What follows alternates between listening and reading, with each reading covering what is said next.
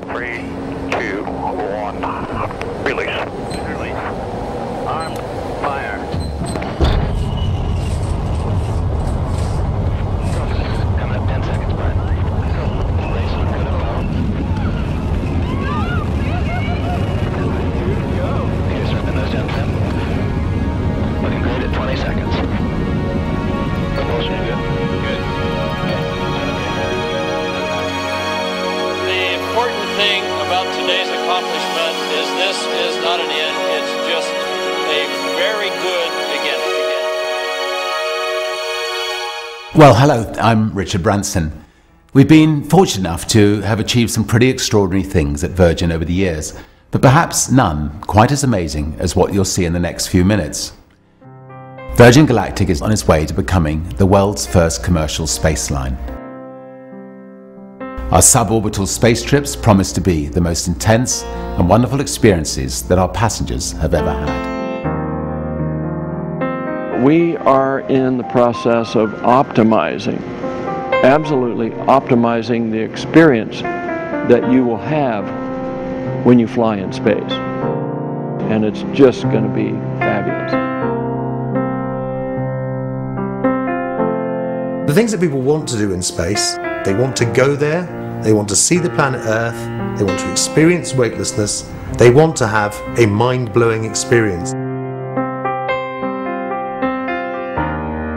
The day that Bert won the X Prize was a hugely significant one for us. When it was all over, I remember chatting to Brian Binney, the pilot on that epic flight. He's an enormously experienced and talented test pilot and a master of understatement.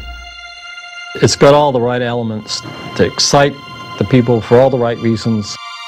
The ride up is momentous, the view at the top is hugely rewarding, the ride back down is pretty spectacular as well. Pictures are pretty dramatic, but the eye is so much more dynamic. You combine that with the other things going on, the weightlessness, it's pretty wonderful. The rocket motor ride is pretty memorable as well. You're not going to soon forget that, especially ignition. Before you ignite it, you're indicating 140 knots or so. And within 10 seconds or 11 seconds, you're supersonic. So, you get 3 Gs on your back instantly when it lights. And boy, that first 10 seconds is about the most dynamic flying I've ever done. This wave of energy flows through the vehicle, and it's eye-watering. It is eye-watering.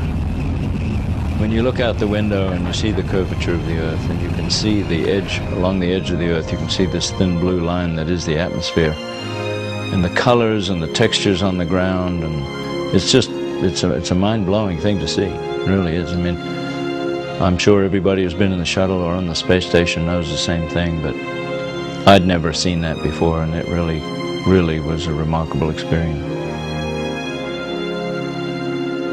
We're designing our spacecraft so that each of our passengers will have the room and the freedom to enjoy the amazing sensation of weightlessness.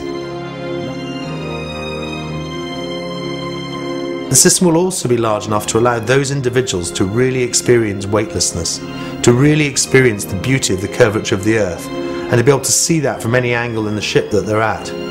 And also to be able to experience the real feeling of the power of flight into space.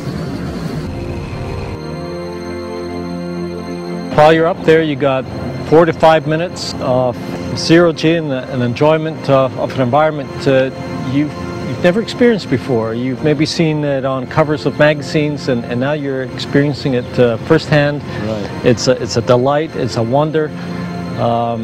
And I'm sure with everybody being loose in there, they'll be letting go M&Ms and taking pictures of each other. And I mean, it'll just be the most fabulous thing that you could imagine. Safety is and will always be our guiding star, and we're helped enormously in that objective by Bert Rutan's genius for design and construction.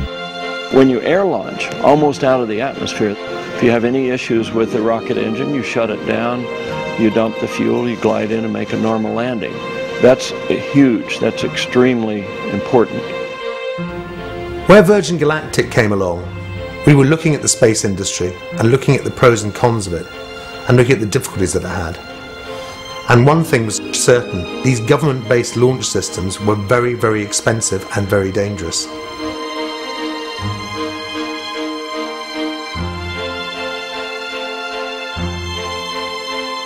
SpaceShipOne has a unique feathering configuration. It can come into the atmosphere at any angle and it'll straighten itself out without the pilot having to fly that or without a computer having to do it. And this is the first horizontal landing, runway landing spacecraft that's ever had this feature, so we're immune to accidents caused by flight control failure during re-entry. We'll also dramatically improve the environmental impact that has been associated to space travel in the past. We found a motor to power the Spaceship 2, working with Burt Rutan, which is much more environmentally benign than a solid fuel rocket motor launching from the ground as the shuttle does. The enormous amount of power that it takes to get a rocket launched from the ground doesn't apply to this system. We're actually going up in an aircraft with very state-of-the-art jet engines. Maybe one day those jet engines will be able to be fueled by renewable jet aviation fuel. But the rocket burn, which is what most people are concerned about in any sort of space access, is very short, and most of it is out of the atmosphere. Our first Virgin Galactic astronauts will be booking their own place in history as pioneers of a new space age.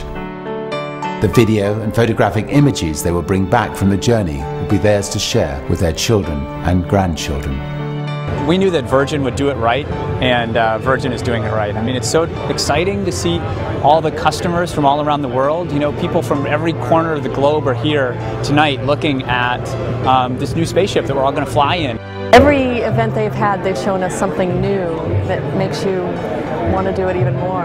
It's pretty amazing. They actually keep the whole group involved very, very closely in all the developments. By the time the first astronauts have taken their seats in Spaceship 2, our aim will be to have them fully relaxed and fully trained after a program of 3 intensive days at the spaceport in New Mexico. Most of all, they will feel through this experience that they really have been up there where only 450 people have been over the last 45 years. I'll be going to space, and what's more, my parents and children will be coming with me.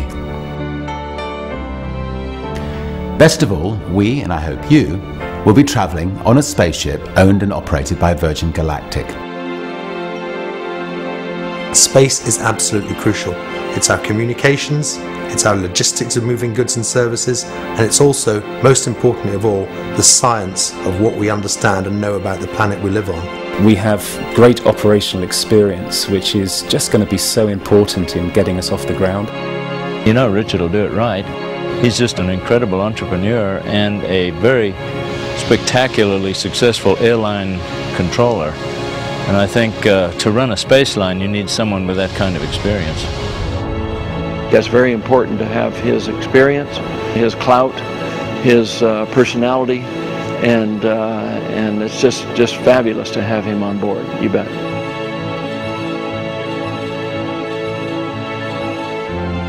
Well, I hope you'll be as excited and inspired by Virgin Galactic's mission as I am, and I'll see you up there.